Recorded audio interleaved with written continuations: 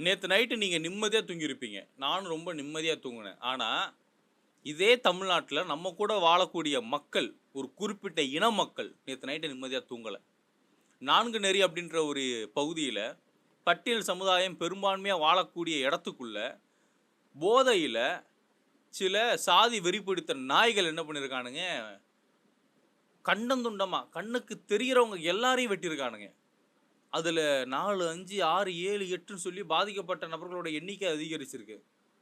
கிட்டத்தட்ட 2 பேர்கிட்ட இறந்து போயிருக்காங்க. கொடூரமான கொலை. நடு ரோட்ல போனோமா, தலைய சிதைச்சு போட்டு வச்சிருக்கானுங்க. மூஞ்ச சிதைச்சு போட்டு வச்சிருக்கானுங்க. நைட்லேருந்து அந்த ஊர்ல ஒரே கொந்தளிப்பு. அங்க இருக்கக்கூடிய மக்கள் கொந்தளிச்சு போய் கிடக்குறாங்க. என்ன பண்றதுன்னு தெரியாம அந்த மக்கள் போராடிட்டு இருக்காங்க. ஆனா, இங்க இருக்கக்கூடிய செய்தி ஊடகங்கள், அது ஏதோ ஒரு செய்தி அப்படின்ற மாரி கடமைக்குன்னு ஒரு விஷயத்த நாங்க பதிவு பண்ணிட்டோம். எங்கள யாரும் கேள்வி கேட்காதீங்கன்னு சொல்லி கடந்து போயிட்டு இருக்காங்க. இந்நேரத்துக்கு இது ஒரு பிரேக்கிங் நியூஸா தமிழ்நாடு முழுவதும் கொண்டு போய் சேர்த்திருக்கணும். இந்த திமுக ஆட்சி லட்சணத்த நம்ம அம்பலப்படுத்தியிருக்கணும். ஆனா, நம்ம யாருமே அது பண்ணவே இல்ல. நம்ம எல்லாரும் ரொம்ப கடந்து, ரொம்ப ஈஸியா நடந்துருச்சு என்னப்பா!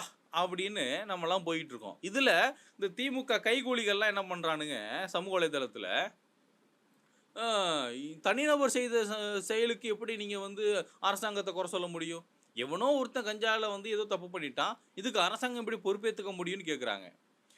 ஒவ்வொரு தனிநபரும் சேர்ந்து தானடா இந்த ஆட்சிய அமைச்சிருக்காங்க. ஒவ்வொரு தனிநபரும் சேர்ந்து தானே இந்த ஆட்சிய அமைச்சிருக்காங்க. ஒரு தனிநபர் சாதனை படைச்சான்னா, அந்த சாதனைய நாங்க தான் பண்ணோம்னு வந்து நீங்க மாறுதடிக்கிறீங்கல்ல. அப்போ ஒரு தனிநபர் பாதிக்கப்பட்டாலும் எங்களால தான் பாதிக்கப்பட்டோம்னு வந்து நிக்கணும்ல. ஒரு தனிநபர் தப்பு பண்றானா, இவன் தப்பு பண்ணிட்டான் அதுக்கு நாங்க தான் காரணம் வந்து நின்றுக்கணும்ல. கஞ்சா என்ன உங்க அப்பாரு குடுத்தாரா? உங்க கட்சிக்காரன் தானே கொண்டு வந்து ஊர் முழுக்க வித்துக்கிட்டு இருந்தான். நாடு கடந்து நாடு போய் வித்தான். அப்புறம்?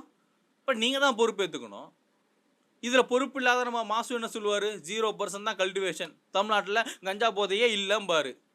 அ இவர் தான் உட்காந்து பார்த்தாரு, இல்லன்னு. இந்தா இப்ப மக்கள் பாதிக்கப்பட்டுருக்காங்களே. 2 உயிர் போயிருக்கு. பல பேர் காயப்பட்டுருக்காங்களே. இதுக்கெல்லாம் என்ன காரணம்? என்ன காரணம்? நீங்க மட்டும் தான் சார் காரணம். நீங்க மட்டும் தான் காரணம்.